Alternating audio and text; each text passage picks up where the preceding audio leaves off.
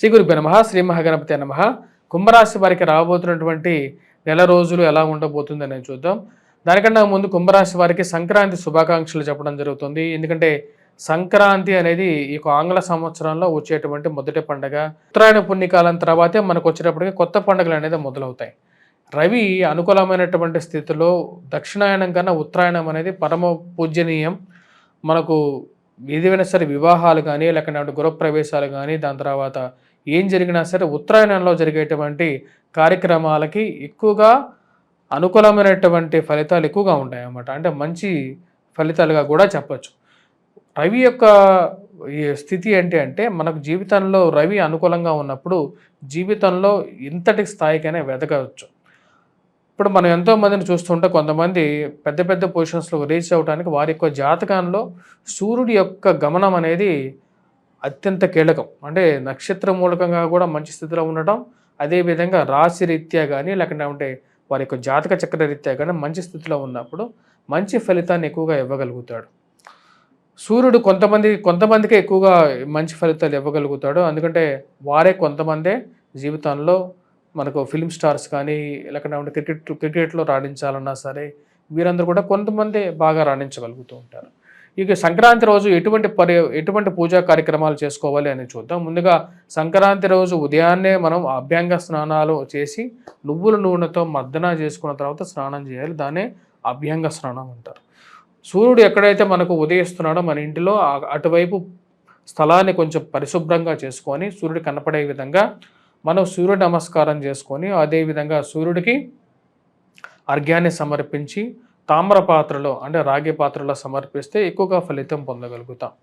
అదేవిధంగా సూర్యుడు యొక్క శక్తి నిక్షిప్తమైనటువంటి పదార్థాలైనటువంటి ఏవైతే ఈ యొక్క రేగిపళ్ళు కానీ మరియు అదేవిధంగా చిక్కుడు గింజలు కానీ వాటితో పాటు మనం ఈ ఆవు నెయ్యిని కానీ ఈ యొక్క పూజా కార్యక్రమాల్లో వాడచ్చు. ఎర్రటి పూలను కూడా వాడాలి. నిజరూపుడైనటువంటి సూర్యుడికి గంధం పసుపు కుంకుమలతో అరుణ పారాయణం చేసి సూర్యుడిని సూర్యాష్టకంతో పూజించి మరియు అదేవిధంగా దీప ప్రజ్వలన చేసి దీపాన్ని ఉంటే మనకు దీపారాధన చేసి ఆవు నెయ్యితో చేసినటువంటి దీపం అనేది అత్యంత అనుకూలమైనటువంటి ఒక పాజిటివ్ ఎనర్జీ ఇవ్వగలిగినటువంటి దీపం ఈ యొక్క ఆవు నెయ్యితో చేసేటువంటి దీపారాధన అనేది.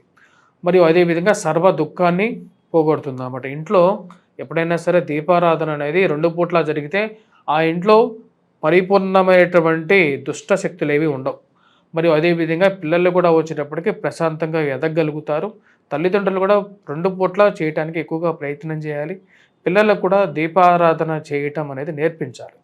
అప్పుడు వారు కూడా సక్రమమైనటువంటి స్థితిలోకి రావడం జరుగుతుంది. మరియు అదేవిధంగా ఇక పూజా కార్యక్రమం అయిన తర్వాత మనకు కొత్త బియ్యం ఏవైతే ఉంటుందో అంటే పంట కోసిన తర్వాత మనకు మొదటి బియ్యం వస్తుంది కదా, ఆ బియ్యంతో ఎవరైనా సరే ఈ యొక్క పొంగలిని తయారు చేసి పొంగలిని నివేదనగా పెట్టి తర్వాత ఈ పొంగలిని మనం నివేదనగా తీసుకోవాలి. అలా తీసుకోవాలి. అదేవిధంగా ఈ యొక్క దినం రోజు మనం ముఖ్యంగా పూజించాల్సింది ఎవరిని? సూర్యారాధన చేసినప్పుడు సూర్య నమస్కారం చేసినప్పుడు మనం సూర్య భగవానుని పూజించాలి. అదేవిధంగా సూర్యనారాయణుని పూజించాలి.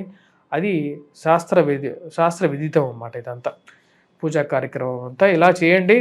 మరియు అదేవిధంగా పిల్లలకి వచ్చేటప్పటికి భోగి పళ్ళు కూడా ఇదే రోజు పోయాలి. పిల్లలకి భోగి పళ్ళు పోసేటప్పుడు మనకు ముఖ్యంగా పిల్లలు ఎవరైతే ఉన్నారో ఎవరైనా సరే చిన్నపిల్లలే పెద్దలు ఆశీర్వాదం భోగి పళ్ళ రూపంలో ఎందుకు పోస్తారంటే భోగి అంటే వచ్చేటప్పటికి భోగాన్ని పిల్లలకు సర్వభోగాలు పిల్లలు పొందాలి అని మరియు అదేవిధంగా వారు మనకన్నా ఉన్నతమైనటువంటి స్థానంలోకి వెళ్ళాలి అని రేగి పళ్ళతో పోయటం జరుగుతుంది. రేగి పళ్ళలో ఇందాక చెప్పినట్లుగానే రవి యొక్క శక్తి ఉంటుందన్నమాట. ఆ యొక్క రవి యొక్క శక్తి అనేది రేగి పళ్ళలో ఉంటుంది కాబట్టి ఆ యొక్క పేరు ప్రఖ్యాతులు కూడా వారి జీవితంలో పొందాలి అని చెప్పి మనం పెద్దలుగా వారిని ఆశీర్వదిస్తాం అన్నమాట. మరియు అదేవిధంగా కుంభరాశి వారికి ఈ యొక్క నెలలో ఎలా ఉంటుంది అంటే కుంభరాశి వారికి నెలలో సానుకూలమైనటువంటి ఫలితాలే గోచరిస్తూ ఉన్నాయి. వృత్తి వ్యాపార రీత్యా అనుకూలంగా ఉంటుంది. 22వ తారీఖు వరకు ఈ రాశి వారికి సానుకూలమైనటువంటి ఫలితాలు గోచరిస్తూ ఉన్నాయి. ఫైనాన్షియల్గా వృత్తిపరంగా అనుకూలంగా ఉంటుంది. ఇరుగు పొరుగు సఖ్యత విషయంలో కొన్ని కష్టాలు ఎదురైనప్పటికీ కూడా ముఖ్యంగా ఇరుగు పొరుగు సఖ్యతలో ఉన్నటువంటి వారు ఎటువంటి వారితో మనం సహచర్యం చేస్తున్నాం ఫ్రెండ్షిప్ చేస్తున్నాం అనేది విషయం గమనించారు. పక్కనున్నటువంటి వారు మీ గురించి బయట ఎలా చెప్తున్నారు అని చెప్పి ఒక ఆలోచన అనేది ఎక్కువగా ఉంటుంది. ఈ రాశి వారికి జన్మరాశిలో ఉన్నటువంటి శని అప్పుడప్పుడు దుఃఖాన్ని కలిగిస్తూ ఉంటాడు. ముఖ్యంగా వచ్చేటప్పటికి మానసికమైనటువంటి దుఃఖాన్ని కలిగిస్తూ ఉంటాడు కాబట్టి కొంచెం జాగ్రత్తగా ఉండండి. దుఃఖం అనేది జన్మరాశిలో ఉన్నటువంటి శని ఎటువంటి బాధలు లేకపోయినప్పటికీ కూడా, శారీరక బాధలు లేకపోయినప్పటికీ కూడా కొన్ని కష్టాలు కలిగిస్తూ ఉంటాడు. ఈ రాశి వారికి 22వ తారీఖున కుజగ్రహ సంచారం పంచమంలోకి జరుగుతున్నది. 22వ తారీఖు ద్వారా వరకు ఈ రాశి వారికి సానుకూలంగా ఉంటుంది. ఉన్నతాధికారుల మెప్పు పొందగలుగుతారు. మరియు అదేవిధంగా పేరు ప్రఖ్యాతుల విషయంలోనూ 10 మందిలో పేరుతో పిలువబడేటువంటి విషయంలోనూ పెద్దవారితో ఒక మంచి సహచర్యం ఏర్పరచుకునే విధంలోనూ సానుకూలంగా ఉంటుంది. ఉన్నత స్థాయిలో ఉన్నటువంటి స్త్రీ పురుషులతో సత్సంబంధాలు ఏర్పరచుకుంటూ ఉంటారు. తద్వారా వచ్చేటప్పటికి ఇది మంచి సానుకూలమైనటువంటి ఫలితాలు కూడా పొందగలుగుతారు. ఈ రాశి వారికి అనుకూలంగా ఉంటుంది. ఈ యొక్క నెల 22వ తారీఖు తర్వాత అంటే 14వ తారీఖు నుంచి కూడా ఈ రాశి వారికి కొంచెం మిశ్రమంగా ఉంటుంది. ఫైనాన్షియల్గా డబ్బు విషయంలో కొద్దిగా ఎక్కువగా ఖర్చు అవ్వటం అనేది జరుగుతూ ఉంటుంది. ఈ రాశి వారికి వచ్చేటప్పటికి ముఖ్యంగా మనం గమనించినట్లయితే 22వ తారీఖు తర్వాత కుజగ్రహ సంచారం వక్రత్వంలో పంచమంలోకి సంచారం చేయబోతున్నాడు. అంటే మిథునంలోకి సంచారం చేయబోతున్నాడు. ఇది కొంచెం డిఫరెంట్గా ఉంటుంది. ముఖ్యంగా వచ్చేటప్పటికి అధికమైనటువంటి ఖర్చు అనేది విషయంలో జాగ్రత్తగా ఉండండి.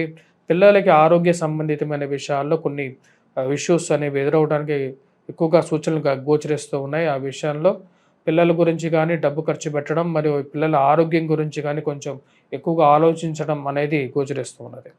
పిల్లల యొక్క ఎదుగుదల మరియు పిల్లల యొక్క స్థితిగతుల గురించి ఎక్కువగా ఆలోచిస్తూ ఉంటారు.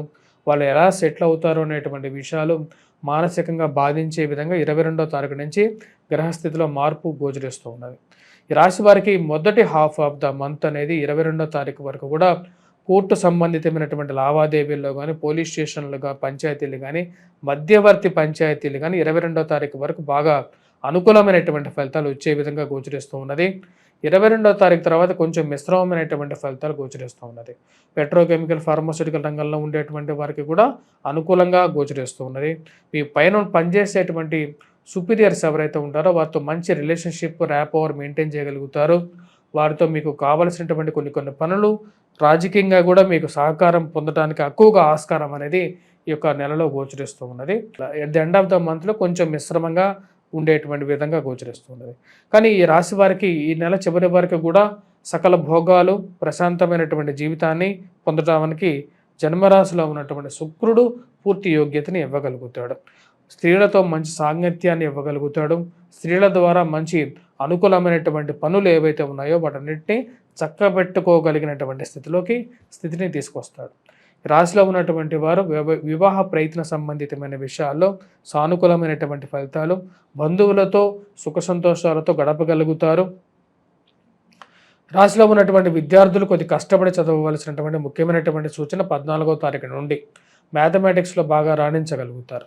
రాశిలో ఉన్నటువంటి విద్యార్థులు మరియు అందరూ చేసుకోవాల్సినటువంటి పరిహారాల్లో ముఖ్యమైనటువంటిది మొదటిది ఆల్రెడీ సూర్యుడి గురించి చెప్పాను. ఆ యొక్క పరిహారం అనేది చేయండి. మరి రెండోది వచ్చేటప్పటికి 22వ తారీఖు తర్వాత హనుమాన్ చాలీసా పఠనం అనేది మంచి అనుకూలమైనటువంటి ఫలితం. మరియు అదేవిధంగా సింధూర ధారణ, హనుమాన్ దేవాలయ దర్శనం ఇవనేవి మంచి అనుకూలమైనటువంటి ఫలితాలు ఇవ్వగలుగుతాయి.